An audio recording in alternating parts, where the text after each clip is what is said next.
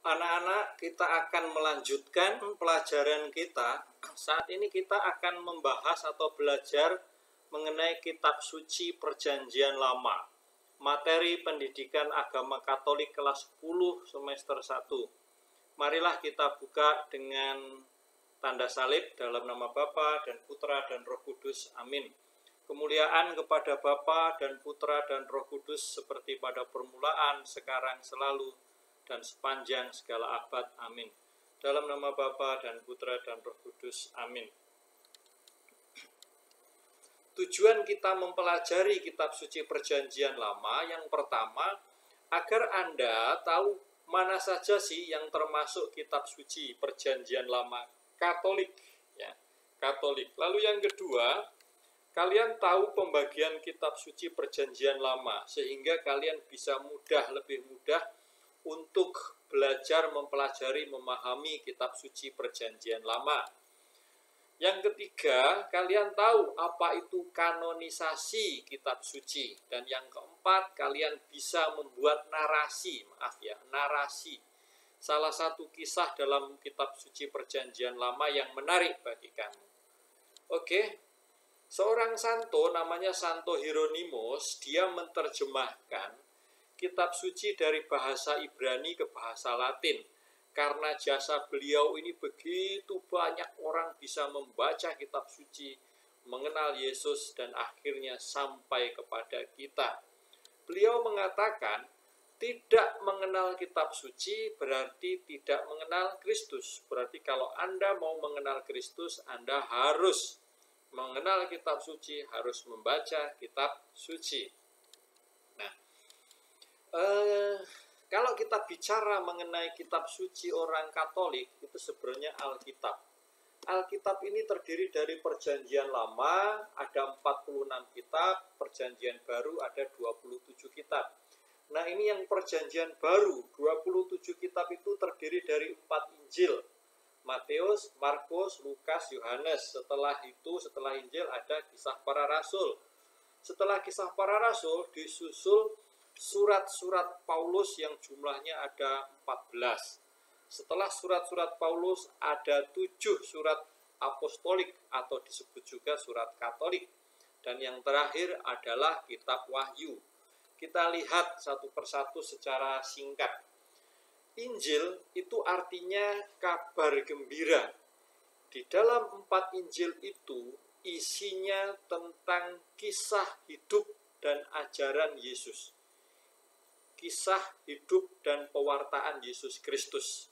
Jadi kisah hidup Yesus, pewartaan Yesus Kristus itu ada di dalam Injil. Kalau yang surat-surat itu isinya adalah mewartakan ajaran Yesus. Kisah para rasul setelah Injil. Kisah para rasul, namanya kisah para rasul, tapi yang dikisahkan 2 rasul besar yaitu Petrus dan Paulus. Isinya adalah tentang lahirnya gereja perdana, gereja dahulu kala, pertama kali, bagaimana munculnya, bagaimana cara hidupnya, dan seterusnya. Itu ada di kisah para rasul. Lalu surat Paulus, diyakini surat-surat ini yang menulis adalah Paulus. Untuk apa Paulus menulis surat ini? Untuk membangun jemaat, hidup jemaat. Nah, setelah surat Paulus ada surat apostolik, disebut juga surat Katolik. Artinya apa? Surat yang disampaikan oleh seorang rasul untuk pengajaran iman. Jadi untuk umat seluas-luasnya. Kalau surat Paulus kan untuk jemaat tertentu, jemaat di Roma, jemaat di Korintus, jemaat di Efesus, dan seterusnya. Nah, sedangkan kitab Wahyu, kitab yang paling terakhir di dalam Perjanjian Baru, diyakini ditulis oleh Yohanes, isinya tentang vision, penglihatan Yohanes mengenai akhir zaman. Sekarang kita lihat Perjanjian Lama. Perjanjian Lama itu terdiri dari beberapa bagian. 1. Pentateuch, 2. Sejarah, 4. Puisi dan hikmat, 3. Puisi dan hikmat, 4. Para nabi, dan 5. Deuterokanonika. Deuterokanonika. Nanti kita lihat apa itu Deuterokanonika. Pentateuch itu juga sering disebut sebagai Taurat Musa. diyakini yang menulis adalah Musa. Jadi kalau kalian mendengar Taurat Musa, sebenarnya yang dimaksud adalah Kejadian, Keluaran, Imamat, Bilangan, dan Ulangan. Nah, setelah itu ada Deuterokanonika. Deuterokanonika itu adalah kitab-kitab yang tidak diakui oleh Protestan sebagai kitab suci, tetapi diakui oleh orang Katolik sebagai kitab suci. Mengapa diakui sebagai kitab suci? Karena ayat-ayat di dalam kitab Deuterokanonika itu digunakan oleh Yesus untuk mengajar. Nah, yang termasuk Deuterokanonika yang mana? Itu yang tulisannya merah. 1 Tobit, 2 Yudit, 3 Makabe, 4 Makabe 2, 5 Kebijaksanaan Salomo, 6 Putra Sirah, 7 Baruh. Itu adalah kitab-kitab Deuterokanonika. Nah, kalau kalian mempunyai Alkitab, lalu di sini ada Alkitab Deuterokanonika, tulisan begini, berarti ini adalah Alkitab orang Katolik. Kalau orang Protestan tidak ada Deuterokanonikanya. Oke, kita lihat apa itu kanonisasi. Kanonisasi adalah sebuah proses di mana tulisan itu diputuskan menjadi kitab suci.